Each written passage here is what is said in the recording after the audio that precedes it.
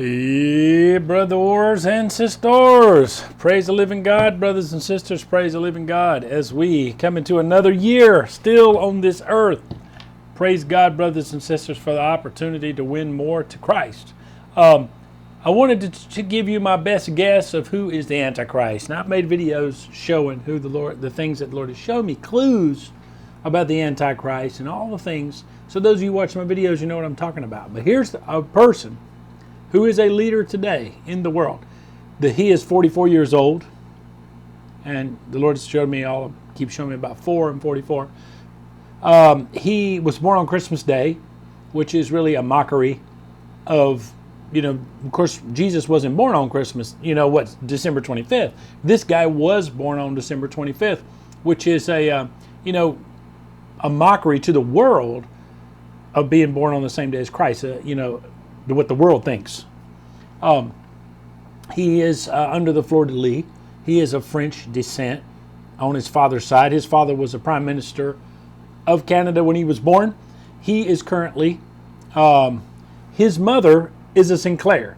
And I was looking today. I've been following this guy for a long time, and I've talked to people privately about him. Never mentioned him in a video, I don't think. But I just looked it up. He's born on Christmas Day, and his mother is a Sinclair. Now, the Sinclair is the bloodline from Scotland of the people that built the Rosslyn Chapel, or the Roseland Chapel, the Rosslyn Chapel, straight out of the Da Vinci Code. Those of you who've been watching my videos, you know that I've been saying that the Lord showed me that those Da Vinci Codes things are true in the fact that it really points to the bloodline of the Antichrist. See, the Antichrist is going to claim that he is a blood descendant of Christ and Mary Magdalene. So the lie of in France, they have a different name. There's a different branch that people have been following. But in Scotland, that's the same people. Some of them went up there. You're talking the Rosicrucians, the Roseland Chapel, where they've even got corn in there. Supposedly, the Rosslyn Chapel was built 200 or 300 years before the New World was discovered. If you go look at the Mystery of Oak Island, there's some guys been trying to dig up there. They think it might be the Knights Templar treasure, or what do they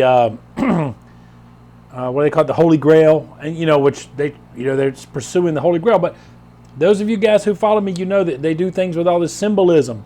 Okay, in the natural, what most people think the Holy Grail is the chalice that Jesus drank out of. But for them, brothers and sisters, there's a book called Holy Blood, Holy Grail that the Da Vinci Code is really based off of, and these guys did the research on it of this demonic bloodline, this Illuminati bloodline, and the Sinclairs is the Scottish branch of that family. Now, the Holy Grail to them is the womb. That I made those videos about the womb. The dome of the rock. The dome of the rock looks like a womb too. But the Vatican dome, pregnant belly of the earthly woman, the phallus symbol, that's the Heliopolis, which is another name for the Antichrist. Is Heliopolis. Look it up. Helios. The Heliopolis obelisk that's brought there in the Vatican. Caligula, Caesar brought it there before when he built his racing arena there for chariot races, and then the Vatican built on the same spot. They left it there. It was brought from Egypt, from Heliopolis, there in Egypt. It's a real obelisk from Caligula Caesar that was brought there to the Vatican Hill from the place where it was used for chariot races there in Egypt. Let me say, it was brought from anyway, in Rome it was used for chariot races. Brought from Heliopolis. Okay, that's the phallus symbol of the fallen angel, male member, the pregnant belly of the earthly woman. Back to Genesis chapter 6. The fallen angel sleeping with the daughters of men. Genesis chapter 6 produced a Nephilim. In this case, produced the Antichrist. You have the Washington, D.C. You have the dome of the Capitol building with a goddess on top of that dome. That is, again, the pregnant belly of the woman. The Washington Monument, which is not a real obelisk. A real obelisk is made out of rock, one big rock. It was an artificial obelisk representing the phallus symbol of Horus. I've talked about all those things. This guy, and the Lord showed me about the fleur-de-lis. French, you talk about the Knights Templar. Let me connect this together. The Rosicrucians, the Knights Templar, the Sinclairs, the guys who built that Rosslyn Chapel. They had images in there from stuff from the New World, like corn, that wasn't discovered allegedly to the first Europeans went there 200 or 300 years later after it was built. So That's why they think at Oak Island, the Knights Templar, when they escaped, Philip the Fair of France, as he was known, the King of France was Philip the Fair was his name. Of course, they killed the leader Jacques de Molay and Godfrey de Gonneville and Godfrey de Bouillon. All those guys were killed, but the Portuguese branch of the Knights Templar survived. Christopher Columbus's father-in-law was a Knights Templar in the Portuguese branch. He sailed on ships, the Nina, the Pinta, and the Santa Maria with the cross on it. I made a video about that. The Lord has shown me, like the Apocalypsis is the name of that movie that Mel Gibson made, which means revelation, the unveiling. When they showed up at the New World, the Indians saw, they were trying to kill that one Indian, offer him as a sacrifice to the Aztec gods, and he ran to the beach, and, here comes, these ships with that cross on there is the Knights Templar cross that was on there that they saw, the version from the Portuguese version of that cross. Sailing under that. The New World's known as the New Atlantis. That's why they kept coming here, not only looking for gold, El Dorado, and all those things. They thought this was the lost Atlantis. They wanted to reclaim Atlantis here. See Sir Francis Bacon, who's actually the first one who said, not those who read my book, and I've talked about it many times way in the past, Aleister Crowley. He said, do what thou wilt shall be the whole of the law. People keep quoting and saying it was Aleister Crowley. I even wrote that in the book that the Lord gave me to write. But actually, Sir Francis Bacon said it long before, hundreds of years before. Sir Francis Bacon is the one who envisioned, he was an occultist, a Rosicrucian, and he saw the New World as the New Atlantis. And, this Wallace, the guy who put the Great Seal on the back of the dollar bill, Henry Wallace, Secretary of Agriculture under President Roosevelt, he's the one that had President Roosevelt to put that on the back of the dollar bill. He was a 33rd degree Mason. Roosevelt was a 32nd degree Mason and the 32nd President of the United States. Had to put it on there, and his guru was this Rohrbach, who had supposedly, some magic object. It's like something like, it's supposed to be the Stone of Scone, they call like the one in Scotland. Also, it ties back to Scotland. It's supposed to be the real stone that Jacob laid his head on. The real stone that Jacob laid his head on, the Stone of Scone, that England just gave back to Scotland, that all the Queen Elizabeth was, crowned on, and all these kings and queens are coronated on for hundreds of years. They try to say that came back from the stone that Jacob rested his head on. And there's another thing for it. There's something, lapis is the Latin name for it, but or Greek name, lepus. But the Stone of Scone is the same thing they're talking about. And this thing that this guy Nicholas Roerich had. You can go study about him. Nicholas Roerich, Henry Wallace, all these people. So all these things that I made videos about over the years, I'll bring it together now.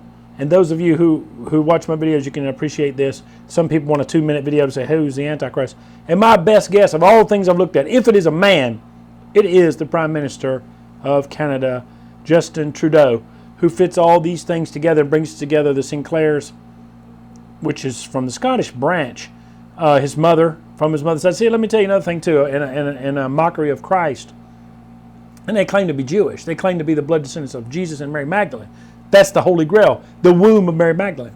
So, and bringing forth these illegitimate children or Jesus ran off with her and got married and had children and lived. And the Catars in southern France, they're supposed to be the descendants of Mary Magdalene, and that, they worship Mary Magdalene. And that's why, they were wiped out. The Catholic Church tried to wipe them out because that's what they were teaching. That Mary Magdalene and Jesus got married and all these things. And so that bloodline of these people, they were supposed to be protecting that secret, the Priory of Zion and all that, which was actually not, made up until the 1800s or even the 1900s, when this French branch of that family, and the name escapes me at this moment, they're the ones who, the guy who said, hey, I'm the one, he's got some kind of mark on his chest, allegedly, that, that he's a blood descendant of Jesus and Mary Magdalene. But the Sinclair branch is the same people. These are the same people, brothers and sisters. The Jacobites, if you go look at this, the revolution that Obama is trying to have, what's going on right now with these Fabian socialists, which is Obama, Tony Blair, all these world people that want to be one world government people, Merkel, Angela Merkel of Germany, they are Fabian socialists. Their symbol is the turtle. And they are the modern day Jacobites. Go look at that. It's all these things are all interconnected. It's all the same people, all the same bloodlines. There's a guy. It's a huge book. It's about 800 or 900 pages. This what's his name? Otis Spagmeyer, who wrote all about that. The 13 Illuminati bloodlines. Anyway, brothers and sisters, that's my best guess. I don't think I've never named a person. I always said I thought it was not President Obama. But, what I'm trying to get at, I should have said this in the beginning, and I've been saying this privately to people for months now. Trump winning, Trump has supposedly got saved in this whole process, truly born again. There's lots of preachers who said, hey, he really got saved. Mike Pence is already definitely a hardcore, serious Christian. So right now, until January 20th, we don't know, but it could be raptured, and they would be raptured possibly, and then, it would leave, that Obama could be the one. But they're meeting in France on February the 15th. The American government with John Kerry and Obama have already laid the groundwork. Obama is definitely a forerunner, laying the groundwork. The Pope is definitely a forerunner, laying the groundwork to bring forth the New World Order. Of course, Merkel and all those guys are right in there too. Bill Clinton, they're all building toward that New World Order. And so, brothers and sisters, on January 15th, they're meeting. They're having 70 nations come against Israel, and they've already got the groundwork. Obama's not going to stop them or veto them or whatever. There's plenty of days before Trump comes in. Who knows? I mean, they're really giving a green light to the jihadists to attack Israel. They're giving a green light to the war of Gog and Magog. And, they're just standing out of the way. And Trump can't do squat nothing until January the 20th. Obama is not the president, or Trump is not the president until January 20th. Now, even when he becomes president, they could still, these people, these Illuminati people, these New World Order people, they're desperate. Of course, it's all of the Lord's timing. That's why I don't usually talk about it too much. There's people like Steve Quayle, who doesn't believe in the rapture. He's all wound up and wired up, and it's good, and even Alex Jones, it's good to get the news out there. But, we have to rest in the fact that, and rest in the Lord. We have to have faith and trust in the Lord, but yet we also need to be active also. A lot of Christians are like, hey, I'm out of here, I'm going to the rapture, I don't care. And that's why people like Alex Jones gets mad. He don't believe in the rapture because he's mad at Christians for sitting around doing nothing. And so I thank the Lord that some Christians have got off of their blessed assurance and got a little bit more active, and prayed for Trump to get him in there because, like I said, and I don't want to talk about politics too much, but Trump at least is pro-life. He made a list. He would appoint pro-life judges based on that one thing of being anti-abortion, where Hillary Clinton is a rabid baby killer. She's had abortions herself, and one of their friends told the story during the election, about a mistress of Bill Clinton, about how she had abortions and she thought it was awesome and all these wacky stuff she said, besides all the other stuff she's done. She enjoys babies being murdered in the womb. So for that reason alone, no matter what people say, and I've heard lots of Christians attacking Trump and running him down and all that, but just a pro-life, pro-abortion issue, that alone is a reason to vote for any candidate that's pro-life, strongly pro-life. You got to vote for them. Besides anything, it's already over with. Trump has won by the grace of God. If Trump gets in, they can still collapse the economy. These Illuminati devils, of course, like I said, it's God's timing, but they could still collapse the economy tomorrow. They could cut off the money supply like they did in 1929 and start another Great Depression. They could start, they're trying right now to start World War III with Russia. Obama's just a little puppet on a string doing whatever his masters tell him to do. But ultimately, brothers and sisters, Soros, who is actually a front man for the Rothschilds, the ones who are at the top of this pyramid, is the Rothschild family. People talk about the Vatican and all that. The top dogs that run this world is the Rothschild family. They're trillionaires. But it is true that the philosophy comes from the Jesuits. So the Pope is a Jesuit. The philosophy that they follow, it's all the same. New World Order, one world order, anybody but Jesus, and so that's what it is. And so anyway, brothers and sisters, I just wanted to put that out there, and this is the first time I made a video saying, hey, I think this person is a high possibility of being the Antichrist, someone to watch. And I've known it, and I've been looking at him since he got in, and I should have made a video a long time ago. Just didn't feel like it till now. I feel led by the Lord to make this video. So maybe that says something too. But still, again, Obama's still there. He's still in the center of this. You got John Kerry. John Kerry is a relative of the Rothschilds.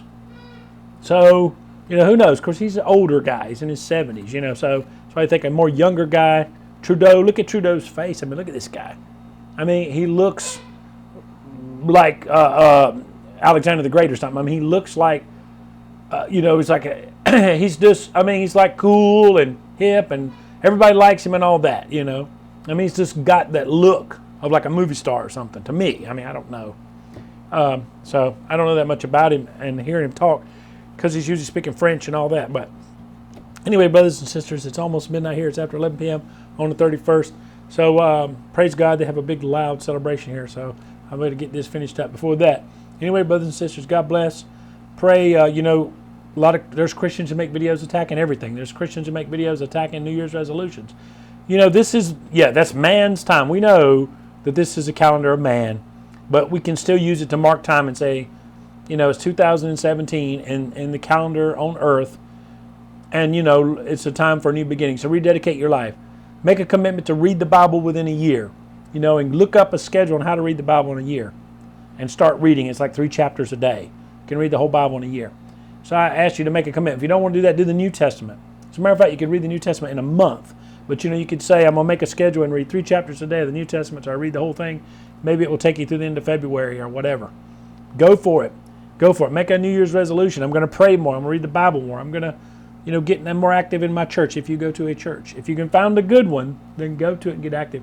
Anyway, brothers and sisters, God bless. And I also heard from the Lord something about bad news, a massacre, which we've been having massacres. And then I heard Hanover, Germany. So I don't know if those two were connected, but in the same prayer session, I heard this massacre and then Hanover, Germany. So I don't know if they're one together or something else. The Lord was trying to show me about Hanover and a Lutheran church there. Those who watched my video about the dream about Lutheran church being open for evangelism in Germany, maybe that's what that was about. God bless you all.